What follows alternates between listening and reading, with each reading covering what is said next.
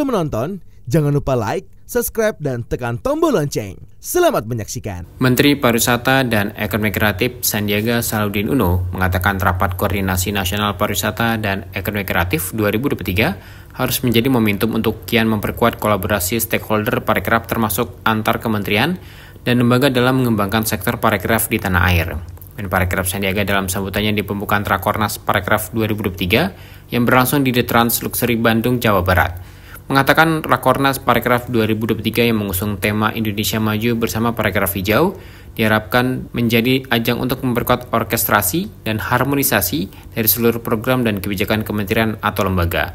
Hal ini sangat penting sebagai upaya memastikan pencapaian proyek strategis nasional 2024 yang sudah tertuang dalam RKP atau Rancangan Kerja Pemerintah tahun 2024. Melalui penguatan sinergitas dan kolaborasi antar stakeholder parekraf akan semakin memperkuat sektor parekraf Indonesia dalam mendatangkan kesejahteraan bagi masyarakat Indonesia. Sektor parekraf adalah sektor yang berkontribusi besar terhadap pertumbuhan ekonomi Indonesia. Tadi Pak Menko sudah menyampaikan, namun ini pada masih ketawa aja di bawah.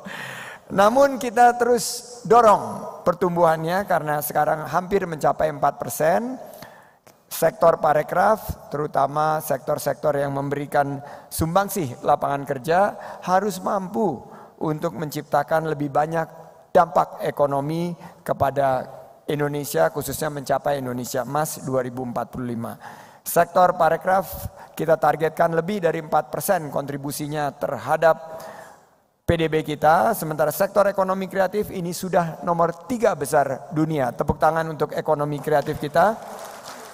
Dengan nilai tambah 1.300 triliun dan 8% kontribusinya terhadap PDB dengan memperkerjakan sekitar 24 juta orang di Indonesia.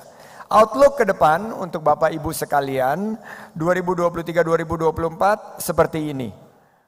Bagaimana kita bisa mencapai nilai pariwisata yang mencapai hampir 14 miliar dolar di tahun 2024 dengan kontribusinya 4,5% terhadap PDB kita, dan juga nilai ekspor ekonomi kreatif 27,5 miliar US dollar, satu capaian yang akan sangat penuh dengan tantangan adalah 1.347 triliun rupiah nilai tambah ekonomi kreatif, dan jumlah wisatawan mancanegara tahun depan 9,5 sampai 14,3 juta kunjungan. Pergerakan wisata Nusantara ini masih terus kita pompa, kita dorong, kita gaspol karena targetnya tahun depan 1,25 miliar perjalanan dan 1,5 miliar pergerakan wisatawan Nusantara. Ini juga menjadi target karena peringkat Travel and Tourism Development Index kita harapkan tembus 30 besar. Karena selama ini kita masih di posisi 32, sudah ada dalam lingkup 29-34, dan jumlah tenaga kerja pariwisata dan ekonomi kreatif kalau di total sudah mendekati 47,5 juta. Berarti di atas target 45 juta yang telah kita canangkan. Ada tantangan besar, yaitu di 2023-2024 ini adalah ekonomi dunia yang melambat.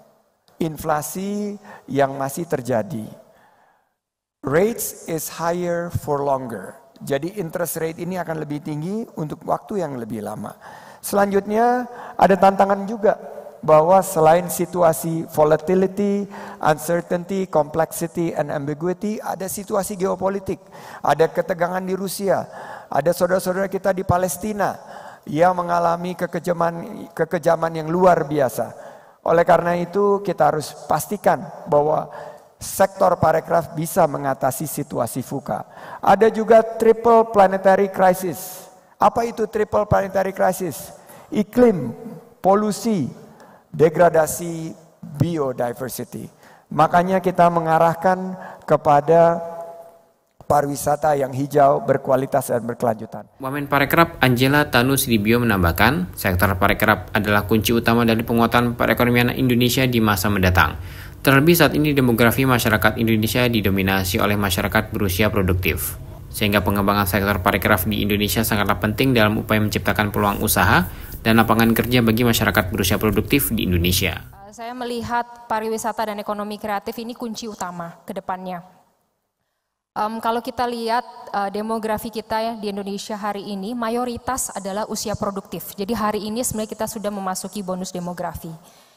Puncaknya diperkirakan di tahun 2030 begitu, dan akan mulai menurun sampai sekitar tahun 2040-an. Nah, ini adalah momentum yang sangat tepat sekali untuk kita benar-benar memaksimalkan usia produktif ini. Usia 15 sampai 64 tahun. Ya, di mana diharapkan masyarakat kita di usia produktif bisa memberikan kontribusi yang maksimal untuk ekonomi dan untuk bangsa. Nah, tadi Mas Andi sempat menyinggung soal lapangan kerja, soal peluang usaha, ini penting. Penting sekali. Bayangkan kalau masyarakat kita di usia produktif ini tidak dapat lapangan kerja, nggak dapat peluang usaha. Ya, akhirnya ya kita tahu tidak baik lah. Ada banyak pengangguran dan ketidaksejahteraan. Sehingga kita Indonesia tidak bisa memaksimalkan momentum ini untuk mencapai Indonesia Emas 2045 yang kita harapkan bersama.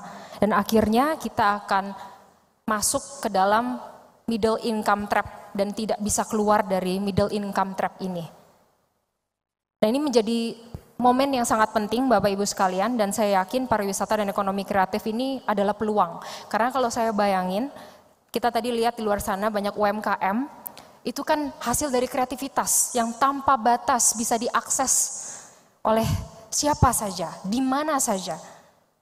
Kita bisa mengeluarkan kreativitas kita, ingin membuat jam tangan dari kayu, tadi ya kita lihat, atau IP baru, kartun, itu kalau kita bicara ekonomi kreatif. Begitu pula dengan pariwisata. Keindahan alam sudah kita miliki di Indonesia, anugerah dari Tuhan yang luar biasa. Nah, masyarakat bisa memanfaatkan itu dengan membuka banyak lapangan pekerjaan dan jenis usaha-usaha pariwisata yang mendukung.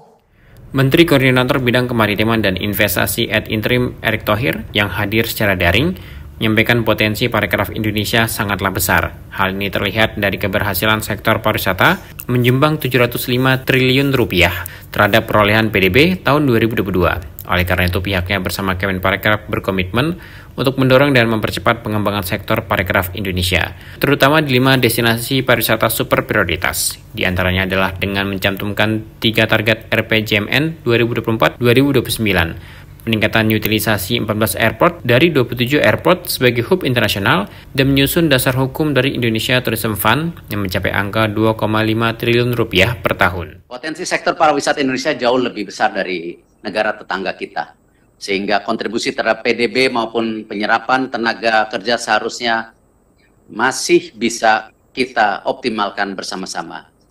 Sepanjang tahun 2022, sektor pariwisata berhasil menyumbang 3,6% Indonesia atau sekitar 705 triliun.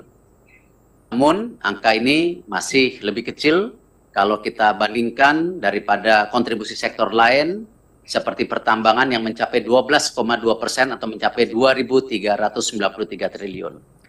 Target kinerja sektor pariwisata tahun 2024 diperkirakan akan berkontribusi terhadap PDB sebesar 4,5% dan menciptakan 22,8 juta lapangan pekerjaan. Tentu ini yang seharusnya kita bisa terus dorong bersama, seperti yang dilakukan negara-negara seperti Saudi Arabia, Qatar, ataupun UAE. Mereka negara yang kaya dengan minyak dan gas, namun saat ini terus tengah mengembangkan ekosistem pariwisata secara masif karena terbukti dapat membawa dampak ekonomi yang sangat amat besar dan juga pembukaan lapangan pekerjaan seperti yang Pak Sandi selalu kemukakan. Berdasarkan outlook pariwisata dan ekonomi kreatif, pasca pandemi COVID-19 kondisi sektor ini akan terus menunjukkan tren positif dan tentu harus kita yakini tidak hanya di Indonesia, di Asia Tenggara dan seluruh dunia. Namun bagaimanapun tren ini tidak bisa kita sikapi sebagai business as usual atau tenang-tenang saja akan tumbuh. Tidak. Dalam beberapa tahun ke depan, setidaknya kita harus dapat menghadapi dengan sejumlah tantangan khususnya untuk sektor pariwisata dan tentu ekonomi kreatif. Yaitu bagaimana kita lihat sekarang dengan adanya pembangunan ibu kota negara. Bonus demografi, di mana 70% penduduk Indonesia berada pada usia produktif. Tantangan keberlanjutan lingkungan. Dinamika ekonomi sosial dan politik global. Tanpa adanya penajaman strategi serta orientasi target yang berkelanjutan, daya tarik sektor pariwisata Indonesia tidak mungkin justru akan tergerus oleh negara-negara Asia Tenggara yang juga tengah gencar mengenjot sektor pariwisata mereka. Kalau kita lihat, Menteri Keuangan Sri Mulyani Indrawati mengapresiasi kinerja Kemenparekraf dalam memulihkan sektor parekraf Indonesia pasca pandemi COVID-19. Sri Mulyani juga mengajak seluruh stakeholder parekraf untuk mengedepankan pengembangan parekraf yang berkualitas dan berkelanjutan karena sektor ini sangat berkaitan dengan isu perubahan iklim. Kita semua memahami bahwa pariwisata adalah sesuatu yang sangat penting bagi suatu negara. Saya sangat mengapresiasi dan menghargai penghargaan yang tinggi kepada Menteri Parekraf, Bapak Sandiaga Uno, dan Wakil Menteri Parekraf, Ibu Angela, yang terus menavigasi sektor pariwisata dan industri kreatif dalam menghadapi berbagai guncangan yang tidak mudah. Pandemi yang memporak-porandakan seluruh ekonomi dunia dan menjatuhkan sektor pariwisata di seluruh dunia, dan juga masalah perubahan iklim. Saya sangat menghargai prestasi dan kinerja dari Menparekraf, baik dari sisi mulai pulihnya kunjungan wisatawan, baik di dalam negeri dan terutama dari luar negeri, yang saya lihat sudah makin atau meningkat mendekati bahkan 12 juta. Ini akan makin memulihkan ekonomi dan juga turisme pasca pandemi dan mencapai tingkat sebelum pandemi. Saya juga sangat menghargai kinerja dari Parekraf di dalam meningkatkan kontribusi sektor pariwisata, baik ini di dalam kesempatan kerja maupun dari sisi kemampuan untuk menyumbangkan perekonomian, dan tentunya di dalam menciptakan suatu harapan bagi seluruh sektor-sektor pariwisata di Indonesia.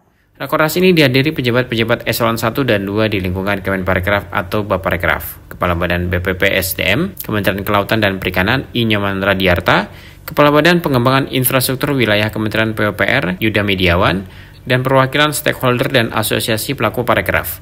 Tim Eljan Media melaporkan.